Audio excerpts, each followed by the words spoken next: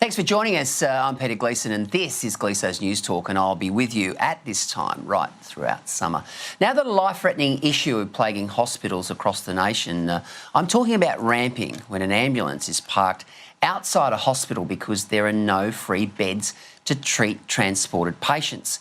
It's unfortunately back in the news and unfortunately putting patient lives at risk and stressing out our hardworking and overworked healthcare staff. For more, I'm joined live in the studio by Graham Haycroft, the Executive Director of the Nurses Professional Association of Australia. Graham, thanks for coming in. Why can't government stop ramping, Graham? Well, 2 days in a row, the front page of the Courier Mail on these issues. After 5 years, we've finally become an overnight success.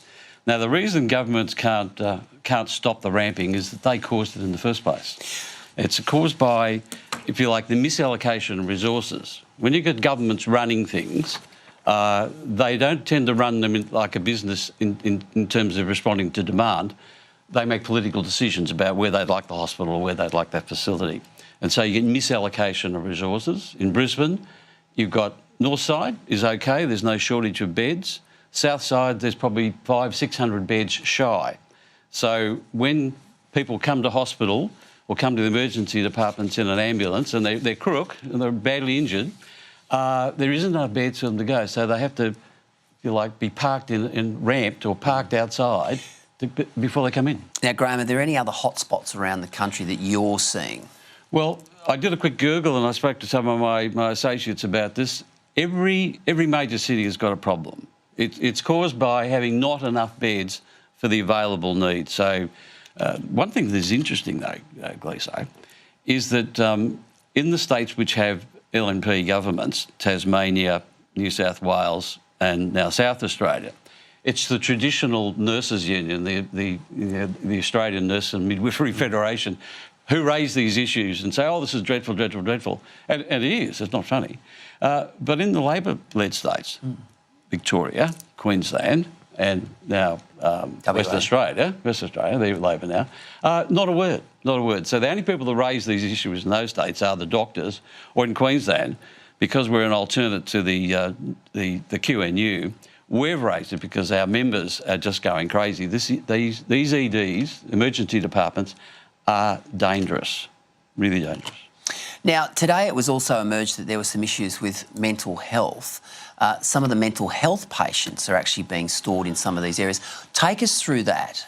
Well, the mental health system in Queensland is finally boiled to it's overflowing. It's badly run, and the mental health patients come in through the emergency departments generally.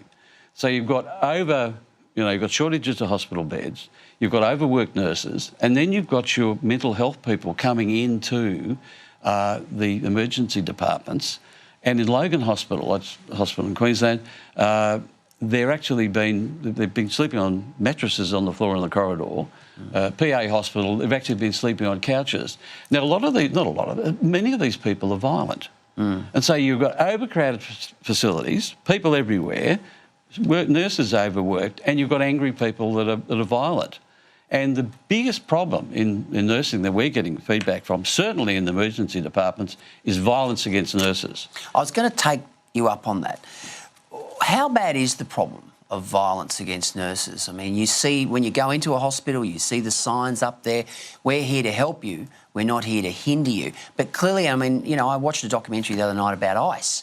Now, some of the issues that we've got at the moment in this country around ICE are frightening, and nurses and doctors and frontline health professionals are really in the firing line, aren't they? Oh, absolutely. And the security systems are really, really poor, and they vary from place to place. I mean, we were in the paper about a story at Townsville, where had a bloke who was bringing in drugs to his wife.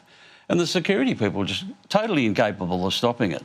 And the nurses up there were living in fear. But down in Brisbane, particularly the PA and in these other areas, you've got people that are on ice and you've got mental health patients and they just lose control. The management of the security people is just dreadful. You know, They're hard. You know, I used to employ security people back in my old days when I had a business. I had 250 of the buggers, and you've got to manage them, right? And you just can't say, "Oh, it's someone else's problem." When there's people in the ED department, you need to have a contingent of security people there to manage it. And if there's not enough, the nurses get punched out.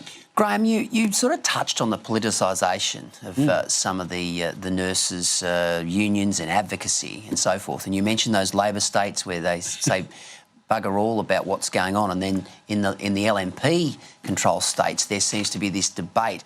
Take us through that. Why is it that these larger nurses' unions in the biggest states, like, as I said, Victoria, WA and Queensland, are not up in arms about these sorts of issues? Well, the Labor Party is the political arm of the union movement.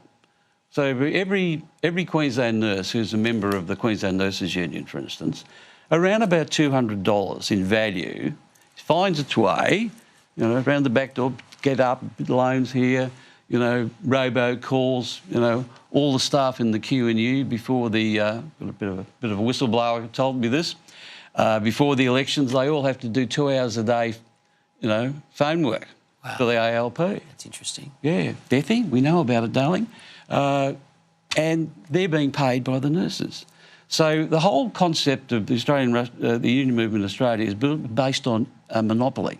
And the whole purpose of a monopoly is to charge twice as much as you need to. We've set up, and we ostensibly charge half as much as what they do. Not ostensibly, we do. We charge the correct amount. They charge double the amount. So you say there's a premium to ensure that well, it costs they satisfy the union demands. Yeah, our figures are, we've just under 4,000 members now.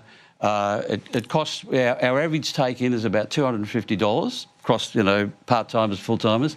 It's actually costing us $250 to service it, but that's it. As we grow, there are economies of scale. Sure. The Q&U, we've got something like 55,000 members, $28 million income. If Kath Seaver, my business partner, and I were running the Q&U, mate, we'd make $15 million profit. Wow. Actually, that's wrong. Because there are economies of scale, we could run it for $8 million. There'd be $20 million profit. That's presently just fluffing out into the wind. Interesting stuff, Graham Haycroft. Thank you so much for joining us tonight on Gleeson's News Talk. A pleasure. Appreciate it.